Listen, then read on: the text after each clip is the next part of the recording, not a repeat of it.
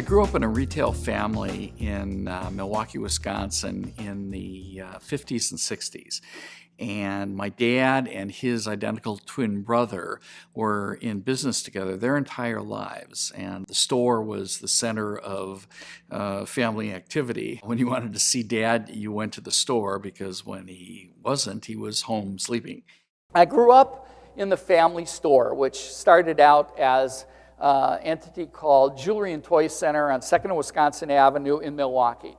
And it was anything but a brand. It was an anti-brand. Nothing in that store was planned. It was pretty much an accident. And they were, for 10 years in that store, accidental retailers. This picture, I was just turning 16. You can tell that I was geeky way before it was fashionable. And believe me, it wasn't working for me back then. Today it would be a different story. And I can honestly say that I started selling rings that would turn people's fingers green when I was just old enough to reach across the counter and grab the money, and the people would look at me and say, "Oh, isn't that cute? He's helping Dad out." And I would swallow hard and take their money and put it in the register. And I watched the two of them reinvent themselves and develop what became a defining brand in the Milwaukee marketplace with a concept called Pill and Puff. The things I was learning in watching my father and uncle develop this concept were things that we still talk to our clients about today, and that I share with audiences nationally and internationally. The fundamentals of what a good brand is and how it behaves were demonstrated to me in the most simple of terms in what they were trying to do and what they were succeeding at.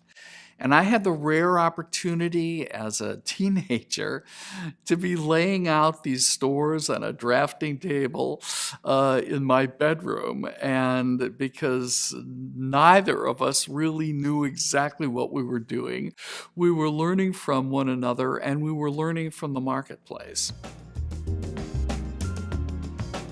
I never intended to write a book on branding, but when you are a designer that does nothing but branded environments, you have to talk about branding. So we did, and we tied that together with some of the emerging brands in the 60s, such as Target and Walmart, which both happened to be born in 1962, 2 years before Pill and Puff, and obviously had very different trajectories, but with very clear brand objectives. As my father used to say at the kitchen table, if a retailer thinks they're one thing on Tuesday and something else on Friday, how is their customer going to know what they stand for? One of the distinct advantages of growing up in retailing in a retail family was understanding the vocabulary and being able to communicate that to my retail clients early on.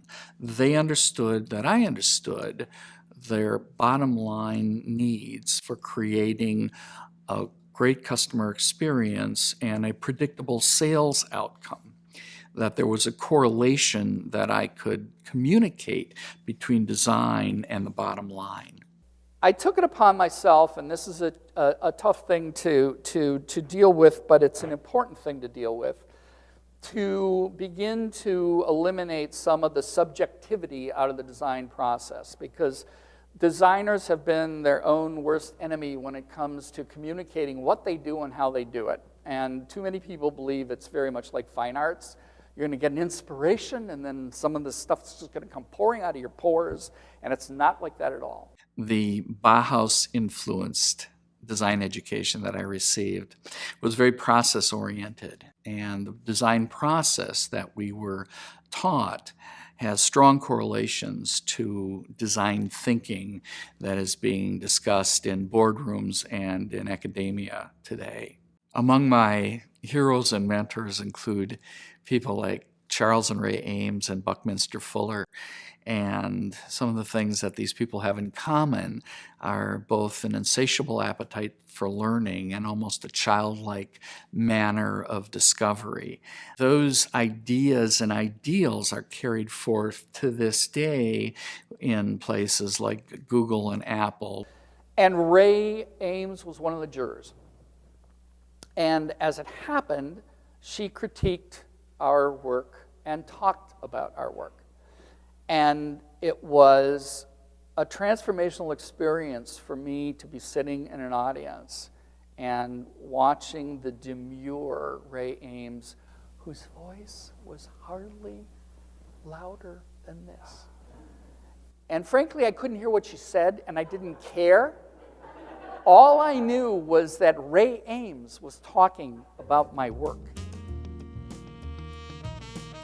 Throughout the 25 years that I've been privileged to share my ideas with audiences nationally and internationally, I learned early on that the power of storytelling is what, in fact, engages the audience and also makes the ideas and concepts that I'm bringing to a group relevant and memorable. I learned something very poignant in going to a foreign country like Brazil, having an audience wearing a headset and listening to me through an interpreter, and there'd be a small lag time.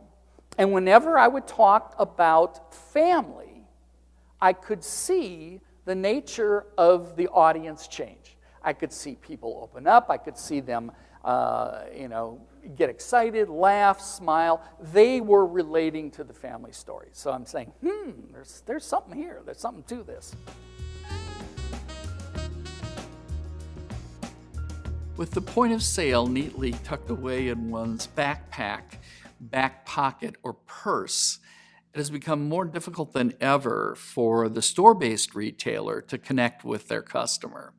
The best brands have found that an effective omnichannel approach will connect with each and every customer based on their needs and desires, and do so in a way that creates a holistic brand experience. In this era of Amazon, it's essential that store-based retail move from selling goods to staging experiences. And it's the kind of storytelling that the brand does throughout all of its retail touch points that differentiates a defining brand from an also-ran. As we move from single channel to multi-channel to cross-channel and now to omni-channel, we're more aware than ever before that it's about the synchronicity across the channels that really matters. I want to thank you folks for coming out this evening for my second bar mitzvah on Ash Wednesday. We're very ecumenical around here. I know you're all very excited to be here, as I am. And before we get started auctioning off these beautiful Warhol Marylands, I've got to tell you a little bit about a book. It really started back in 1999 is when the seeds of the book were beginning to come together. But the reality of the matter is that the idea of the book went back even farther. But I felt I needed to do it in a way that would keep people's attention, that would be fun, and so we kind of developed this cadence of read, learn, laugh, repeat. The subtitle of my book, 100 Years, 2 Immigrants, 3 Generations, 400 Projects, speaks to the fact that I am the 3rd generation in my family to be involved in retail. It also is the fact that I'm the 3rd generation of entrepreneurs in my family, and I think it's probably in my DNA, but I think that entrepreneurs give themselves permission to make mistakes. And I think that that is key to creating the level of success that many entrepreneurs have sought and accomplished.